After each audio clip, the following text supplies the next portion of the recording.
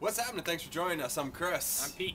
And we're going to take a look at a beer coming out of Green Flash, which is part of one of their more, I guess they call their experimental series, where they just try different stuff, sort of one-off things. And this is their 30th Street Pale Ale, coming in at 6% alcohol by volume, and is brewed with Warrior, Cascade, and El Dorado hops. And as they say right on there, it's fruity and floral. Like, they give you the full write-up right on the side. Nice. And it says American Pale, celebrating San Diego's craft beer corridor. Craft beer corridor? Like, what's that even mean? I wasn't aware that San Diego was in any sort of craft beer corridor, but... Like, well, on my way to where? Tijuana? Yeah, and L.A.? Where's Stone from? San Diego. Are they? Yeah. Okay, well, that's, I guess... Yeah, and they are in...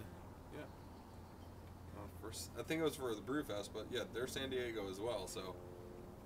Yeah, I don't know, the corridor is kind of like stretching it, I think, a little bit. To where? Anyway, yeah, they give a little write-up on the back, too. It says, we believe in continuously evolving. This means crafting and sharing special release and experimental brews to inspire and enlighten your palate. Our passion for hops presents infinite possibilities. We are constantly exploring new hop varieties, fresh combinations, and innovative brewing methods. Embark on an epic journey and discover our limited release 30th Street. So... I'm excited to embark on that epic journey. I want to get on that corridor.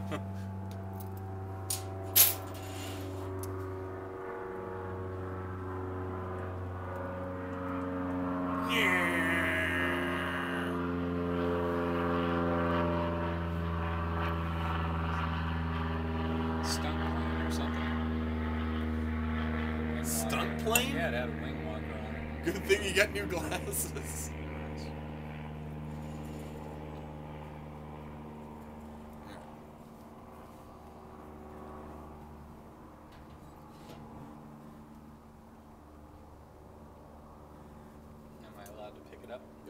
Alright, so after the loudest plane in the world just passed overhead, just taking a look at it, it's definitely got a very clear, bright, copper orange.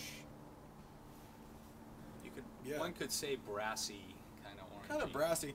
Yeah. Yours has a lot more head than mine. Mine's pretty much dissipated right off the bat here.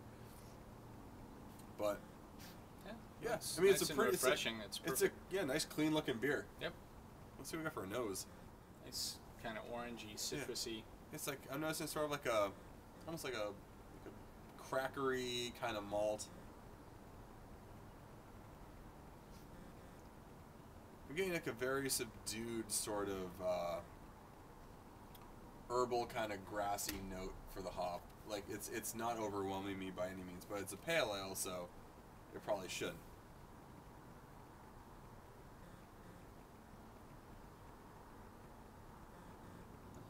Smells nice. 6%'s kind of low, so it's a pale ale. Nice. It's not trying to kick your ass or Oh, you're so disappointed. Oh, this beer isn't gonna make me crawl off the floor. Yeah, let's get to the drinking part. Yeah, nice carbonation. Cheers. Cheers. It's definitely it's a very malt forward pale. It's more of that kind of crackery maltiness, and the hops. The hops are definitely subdued. It's a pale ale. It's not supposed to be beating you over the head with the hops, but they're. It's like a very mild mannered.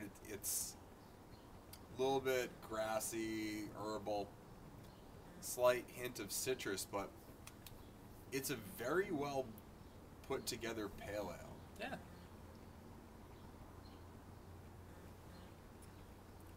It's got great mouthfeel, almost like slightly creamy still. Yeah, it's even for a pale mouthfeel. ale, which makes it drink really well. I'm getting some of that grassiness, a little bit more of that grassiness too. Still getting the orange though. Yeah, I mean it's not. It's relatively, it's not very oily or anything like that in the palate, though it still has a full body to it. I don't like the form factor, though. I'm going to be straight up with you. What don't you like? The form factor. What do you mean?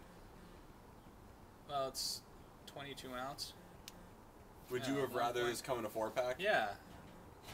Although I guess, I mean, at 6%, It's it's not a problem to drink the whole bottle, but it's kind of an odd size. For a pale ale. Yeah. I don't know. I feel like actually for a pale ale, a 22-ounce bottle isn't a bad size because you can definitely have more than one pale ale.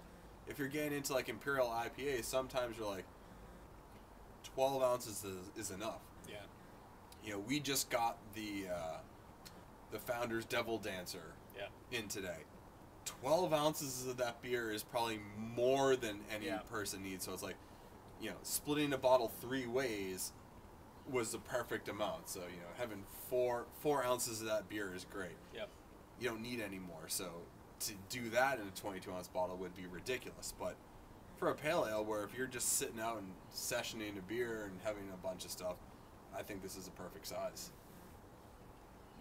Don't get me wrong, like a 6-pack would be cool too. Yeah.